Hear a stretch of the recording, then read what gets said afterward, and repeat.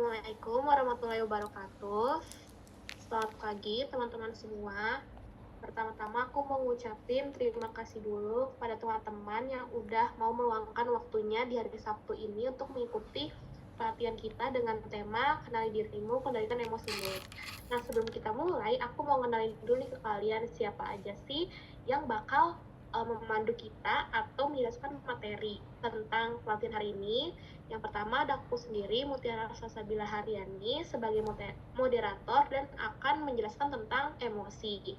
Yang kedua ada Kak Mutiara Salsabila atau Kak Aca yang akan menjelaskan tentang tipe-tipe kepribadian. Lalu ada Kak Nadia Rohima yang akan menjelaskan tentang empati. Dan yang terakhir ada Kak Dinda yang akan menjelaskan tentang komunikasi yang baik dan sehat. Nah, tujuan dari pelatihan kita hari ini adalah sebagai bentuk dari pemenuhan tugas mata kuliah Training of Trainee, tapi kami juga berharap bukan kami aja yang belajar hari ini, tapi teman-teman juga dapat belajar tentang cara mengendalikan emosi serta mengenali diri lebih baik lagi. Oke, tanpa berlama-lama lagi, mungkin kita akan langsung mulai aja kali ya, Kak. Boleh tolong digeser slide-nya? Bentar. Kan belum? Iya, aku belum, Kak.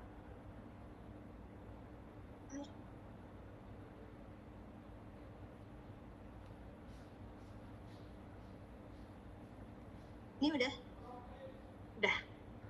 Oke, kita langsung masuk ke materi aja kali ya, Kak. Nah, apa sih emosi itu? Nah, emosi adalah sebuah perasaan yang muncul sebagai respon terhadap situasi tertentu yang dapat mempengaruhi pikiran kita, persepsi, dan perilaku seseorang. Nah, emosi ini muncul karena kita mengalami situasi tertentu atau situasi orang lain. Contohnya, kalau misalnya kita di sebuah pemakaman, walaupun kita nggak kenal sama orang yang meninggal tersebut, tapi kan kalau misalnya kita ada di pemakaman yang semuanya lagi bersedih dan berkabung, kita kan pasti jadi ikutan sedih ya. Nah, itu adalah suatu reaksi emosional. Nah, fungsi emosi ini dia itu bukan cuma sebuah perasaan, tapi juga meliputi pemberian energi untuk kita bertindak, mengambil keputusan, atau untuk kita melakukan sesuatu gitu. Nah, emosi ini terbagi menjadi dua jenis. Yang pertama ada emosi positif dan emosi negatif. Kalau aku yakin kalian semua pasti familiarnya dengan emosi negatif, yaitu perasaan marah, sedih, atau takut atau cemas.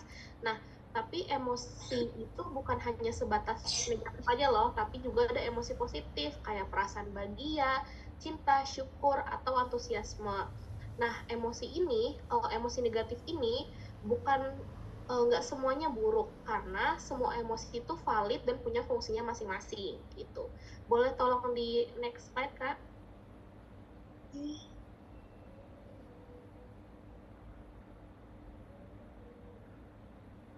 Oke, nah kalau misalnya kita udah tahu nih kita lagi mengalami emosi apa, terus pertanyaannya gimana sih cara kita mengelolanya?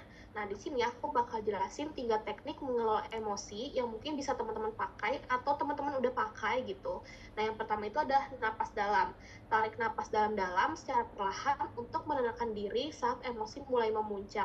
Nah, mungkin terdengar sepele ya, tapi kalau misalnya kita lagi sedih atau marah, pasti kan tubuh kita kan jadi kaku ya. Nah, ketika kita napas ini, tubuh kita tuh jadi rileks dan bisa berpikir lebih jernih lagi. Terus yang kedua itu ada journaling atau menulis perasaan dan pengalaman untuk memahami dan mengurai emosi. Kita bisa banget nih kayak nulis-nulis atau curhat di buku diary, atau kalau misalnya kalian gak suka nulis karena nulis itu capek, kalian bisa banget nih kayak curhat-curhat di akun gembukan kalian kayak aplikasi X gitu-gitu. Atau kalau misalnya nggak punya aplikasi X, boleh banget kalian ketik-ketik di notes HP kalian. Pasti kan semua HP tuh ada aplikasi itu kan. Nah, kalian bisa banget tuh meluapkan emosi kalian di situ. Karena kita juga bisa tahu nih kita lagi ngalamin emosi apa sih. Kalau misalnya kita curhat ngetik-ngetik itu kan pasti otomatis ya dari pikiran kita gitu, jadi kita tahu oh gue lagi marah, oh gue lagi sedih gitu. Terus yang ketiga ada positive self-talk, yaitu mengganti pikiran negatif dengan afirmasi positif untuk meningkatkan mood. Jadi kalau misalnya kita lagi cemas atau mau melakukan sesuatu kayak presentasi, kita bisa banget kayak mengganti pikiran-pikiran negatif kayak, ih gue nggak bisa gitu. Jadi pikiran yang negatif positif kayak, nggak kok gue pasti bisa kok, kan gue udah menguasai materinya gitu. Dengan hal itu kita juga jadi semangat dan meningkatkan mood kita sebelum memulai aktivitas. Oke, selanjutnya bakal dijelaskan oleh Kak Aca yang akan menerangkan tentang tipe-tipe kepribadian. Oke, terima kasih Kak Muti sudah mempersilahkan saya untuk memaparkan materi tentang mengenal tipe kepribadian. Boleh di next kanan. Oke, sebelumnya udah ada yang ini belum sih tes kepribadian MBTI? Mungkin Kak Muti. Aku dapetnya ISFJ. Oke, karena dia gimana? Sama, aku juga ISFJ kayak kamu. Kalau di kolom chat ada nih yang jawab dapat INFJ. Oke. Karena mungkin semuanya udah lumayan tahu nih sama tes kepribadian, boleh kita next kali kanan.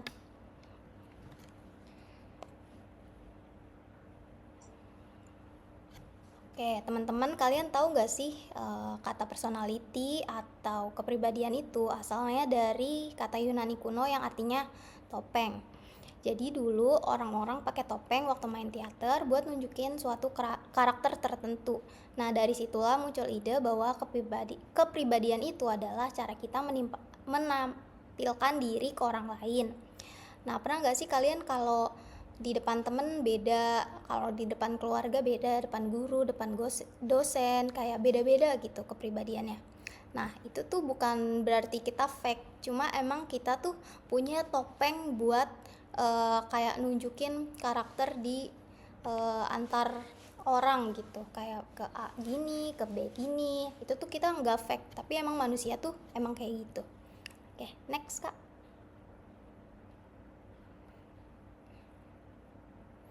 Oke, definisi kepribadian menurut Kierkegaard dan Marquis merupakan nilai yang berfungsi sebagai stimulasi sosial, yaitu mencerminkan kemampuan individu untuk menampilkan diri sehingga bisa menarik perhatian atau mempengaruhi orang di sekitarnya. Yang kedua ada dari Stern. Kepribadian adalah seluruh cara hidup seseorang yang khas dan berbeda dari orang lain, termasuk bagaimana ia bertahan hidup, terbuka terhadap hal baru, dan belajar dari pengalaman. Jadi, kesimpulannya dari tiga tokoh ini, kepribadian adalah cara unik seseorang menunjukkan diri dan menjalani hidup yang dipengaruhi oleh pengalaman dan caranya berinteraksi dengan lingkungan. Oke, next.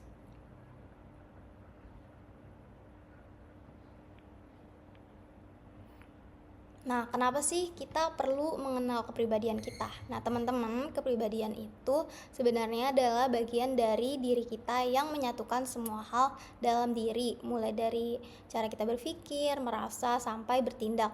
Jadi, kepribadian bukan cuma soal kita anaknya pendiam atau rame, tapi lebih dari itu.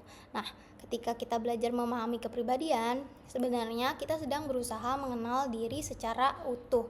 Kita sedang mencoba menjawab kayak kita tuh gimana sih berpikirnya, merespon perasaannya, bertindak. Nah, semua itu adalah bagian dari kepribadian. Oke, next. Nah, tadi kan aku udah singgung tentang tes ke MBTI kan. Nah, MBTI itu terbentuk berdasarkan 4 dimensi utama yang saling berlawanan. Yang pertama itu bagaimana kita mendapatkan energi, extrovert versus introvert. Yang kedua ada cara kita menyerap informasi, sensing versus intuition. Yang ketiga itu bagaimana kita membuat keputusan, thinking versus feeling. Dan yang terakhir ada judging versus perceiving, itu bagaimana kita menjalani hidup sehari-hari. Nah, dari 4 dimensi utama ini terbentuklah kepribadian MBTI 16 kombinasi huruf seperti INTJ, ISFJ, kayak ESTJ dan lain-lain.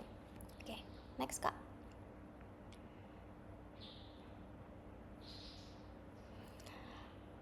Nah, supaya lebih kebayang lagi, mungkin ini penjelasan lebih jelasnya kayak tadi mungkin ada yang jawab dia tuh INFJ. Nah, kalau INFJ itu lebih suka sendiri, merenung, dan butuh waktu tenang untuk mengulang energi. Terus intuition, lebih suka membayangkan kemungkinan, ide besar, atau makna di balik sesuatu. Terus feeling, pakai perasaan dan nilai pribadi, mikirin dampaknya ke orang lain, gaya hidup, orientasi. Terus judging, suka dengan rencana, keteraturan, dan suka hal yang terstruktur. Nah, kalau Kak Muti tadi apa Kak dapatnya? Aku dapetnya ISFJ, Kak. Oh gitu. Udah sesuai belum Kak sama yang di slide? Udah. Oke, boleh di next Kak Nat?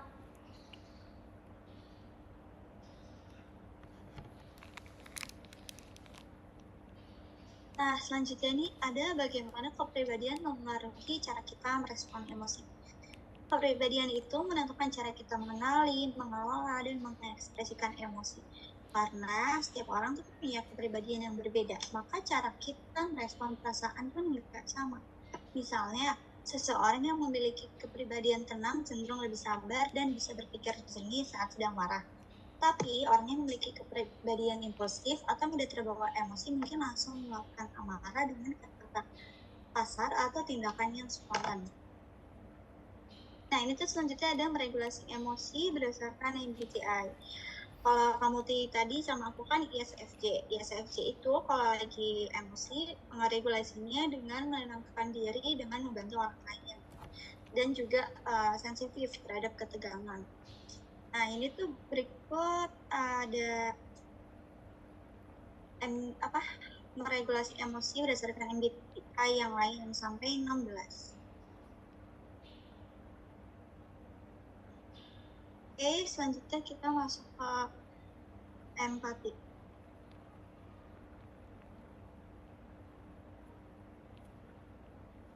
Apa sih empati itu?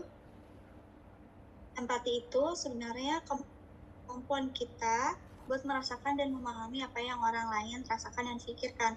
Jadi bukan cuma tahu dia lagi sedih, tapi kita juga bisa ikut notice kenapa dia sedih dan gimana rasanya kalau kita tuh ada di posisi dia. Tapi penting juga nih, waktu kita berempati, kita tetap sadar sama perasaan diri sendiri dan pikiran sendiri. Jangan sampai kita mulai ikut tenggelam dalam emosi orang lain. Intinya, kita itu ngerti dan peduli, tapi tetap bisa kontrol diri. Menurut Gauman, empati itu tumbuh dari kesadaran diri. Makin kita paham sama perasaan kita sendiri, makin gampang juga buat kita ngerti dan peka sama perasaan orang lain. Nah, ini selanjutnya ada ciri-ciri empati.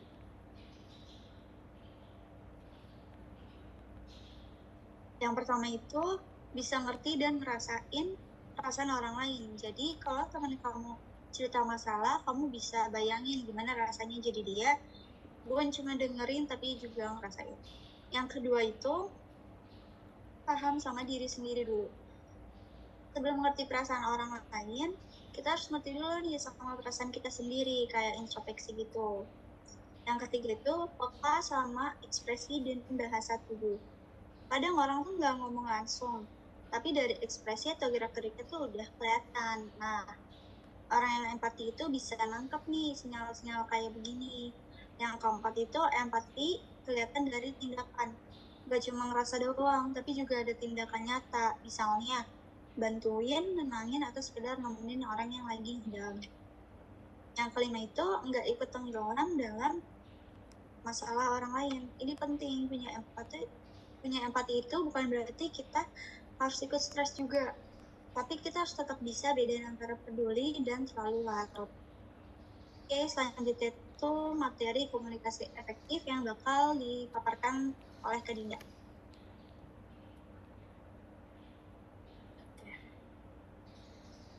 Jadi di sini ada definisi dari komunikasi efektif. Jadi komunikasi efektif itu kemampuan untuk menyampaikan pesan atau pikiran ke orang dengan cara yang pas, pakai kata-kata yang jelas, dan perasaan yang kita sadari. Jadi orang yang dengerin kita itu nggak cuma ngerti maksudnya, tapi juga bisa ngerti isi pesan dengan baik.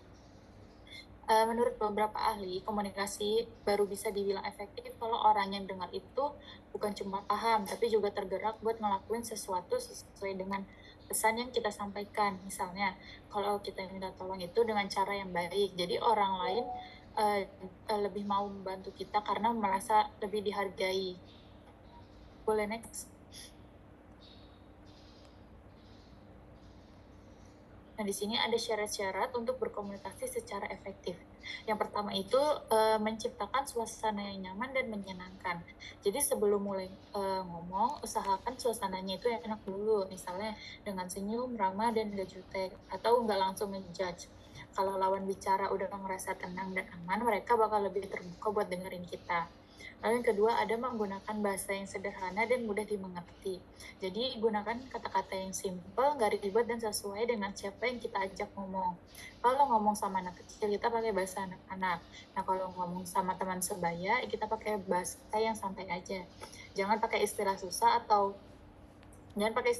kalau nggak perlu, biar pesannya itu bisa langsung sampai. Lalu yang ketiga itu menyampaikan pesan yang menarik perhatian. Itu cari cara biar apa yang kita omongin itu nggak ngebosenin, bisa dengan cerita, contohnya itu kayak bahas sesuatu yang mereka suka. Nah, kalau lawan bicaranya itu terasa nyambung dan relevan, orang akan lebih semangat buat dengerinnya. Yang terakhir, menyampaikan pesan yang menyentuh kepentingan atau kebutuhan orang lain. Maksudnya itu, omongan kita sebaiknya nyambung sama kebutuhan, keinginan, atau masalah yang lagi mereka hadapi. Misalnya kalau temen kita lagi stres soal tugas, kita itu bisa ngasih saran atau semangat yang sesuai. Jadi mereka itu merasa diperhatikan dan dimengerti. Next, Kak.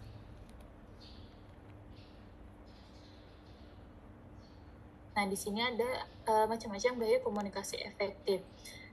Yang pertama itu komunikasi agresif. Komunikasi agresif itu terjadi ketika seseorang menyampaikan pendapat atau keinginan dengan cara yang kasar, memaksa, atau merendahkan orang lain. Jadi tujuannya itu agar orang lain itu ngikutin keinginannya walaupun dengan cara yang menyakiti atau menekan. Lalu yang kedua itu ada komunikasi pasif. Komunikasi pasif itu ketika seseorang lebih memilih diam atau mengalah walaupun dirinya itu merasa nggak setuju atau nggak nyaman. Jadi ya itu sulit menyampaikan keinginan atau pendapatnya karena takut menyinggung atau takut terjadinya konflik. Nah, yang terakhir ada komunikasi asertif. Komunikasi asertif itu cara komunikasi yang sehat dan seimbang. Kita bisa menyampaikan pendapat atau keinginan kita itu dengan jelas tanpa menyakiti atau menekan orang lain. Jadi kita tetap menghargai hak dan perasaan orang lain. Next, Kak.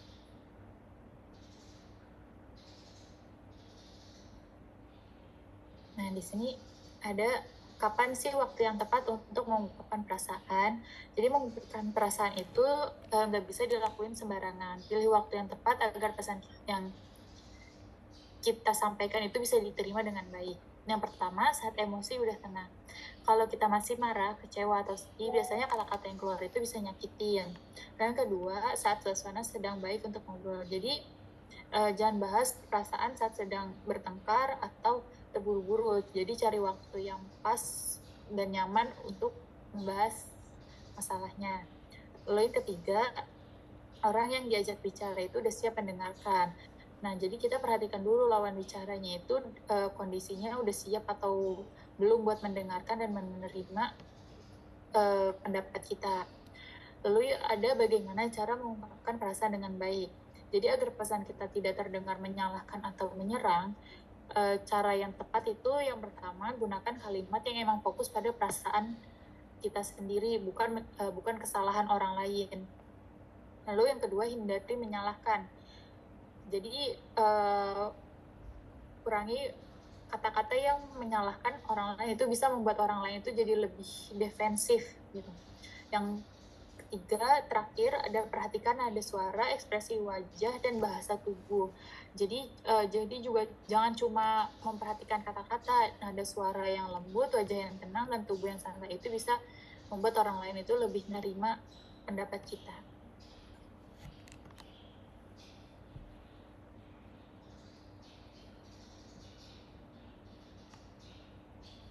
Oke, karena penjelasannya sudah selesai, mungkin kalau misalnya ada teman-teman yang mau nanya atau sharing-sharing, boleh banget ya kalian raise hand atau tulis di kolom komentar.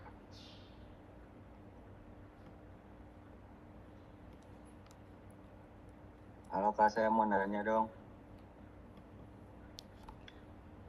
Oke Kak, Kenalin boleh. nama saya Ryuken.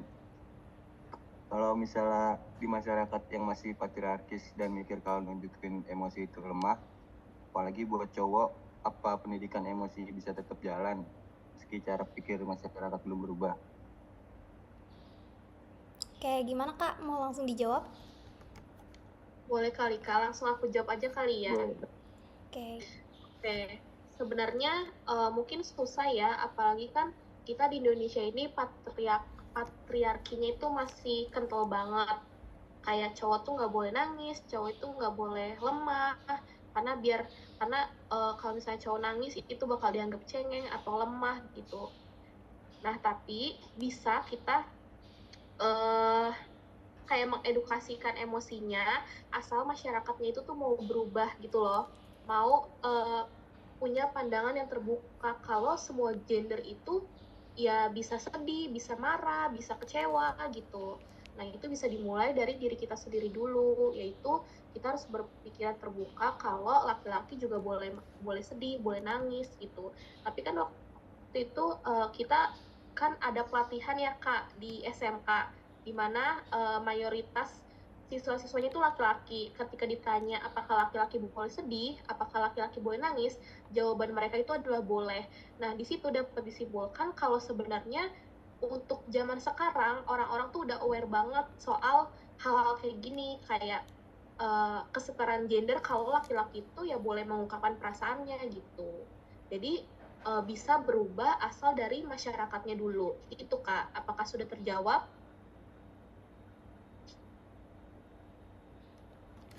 Sudah Kak, terima kasih Kak. Oke, sama-sama. Mungkin next ada yang mau tanya lagi Kak? Oke, next Kak, ada pertanyaan dari Putri. Kalau orang dewasa susah ngatur emosi, itu salah mereka sendiri atau karena dulu nggak pernah diajarin? Mungkin bisa dijawab Kak.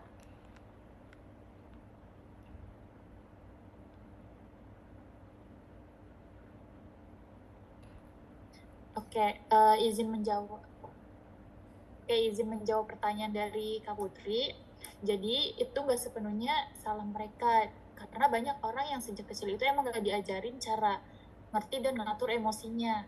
Kayak kalau di rumah itu kayak jangan nangis, terus kalau di sekolah itu juga jarang ngomong tentang perasaan gitu. Jadi wajar aja kalau emang pas udah gede itu mereka jadi bingung harus gimana cara ngatur emosinya. Nah, karena kita udah dewasa nih, jadi kita punya tanggung jawab buat belajar dan ngerubah emosi kita jadi gitu.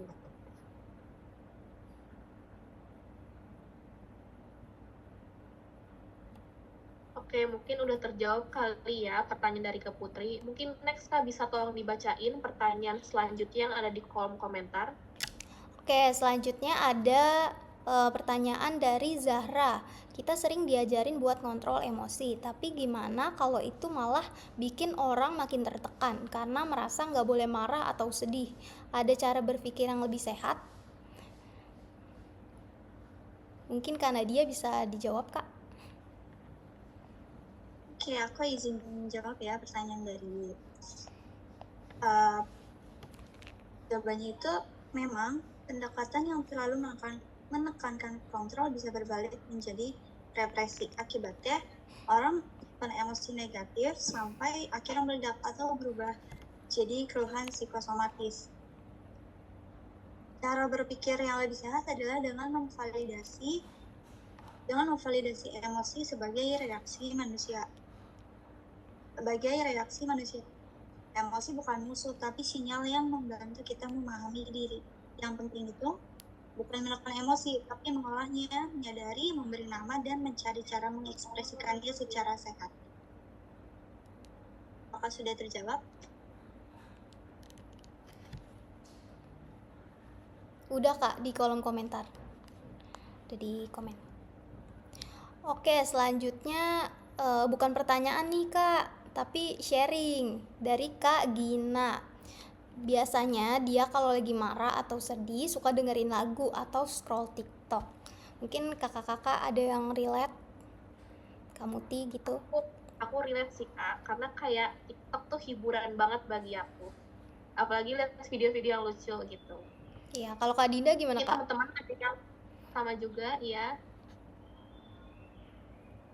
Kalau aku sih biasanya ngelampiasin ke nonton film sih ya.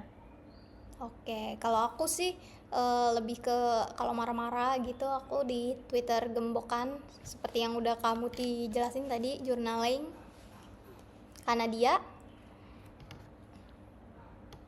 Aku sih biasanya makan es krim ya kak, biar mencair gitu emosinya juga. Karena manis ya kayak. Ya betul. Jadi butuh yang manis. Oke, Jajan juga bisa. Iya, ternyata banyak juga ya yang punya pengendalian emosi yang beda-beda. Itu nggak apa-apa banget selagi itu hal yang positif dan nggak merugikan orang lain maupun teman-teman sendiri, itu nggak apa-apa banget dilakuin gitu. Oke, apakah ada yang mau sharing-sharing lagi atau ada yang mau bertanya lagi? Kayaknya udah nih Kak, mau ditutup aja Kak? Sama Kak Aca boleh? boleh. Oke, buat teman-teman semuanya terima kasih banget udah mengikuti pelatihan hari ini yang sangat singkat tapi semoga ada manfaatnya ya dengan sesingkat ini. Terus selanjutnya kita bakal sesi foto. Oke, terus abis foto kita jangan lupa isi post-test ya teman-teman. Terima kasih udah mengikuti pelatihan ini. Assalamualaikum warahmatullahi wabarakatuh. Waalaikumsalam warahmatullahi wabarakatuh. Terima kasih semuanya.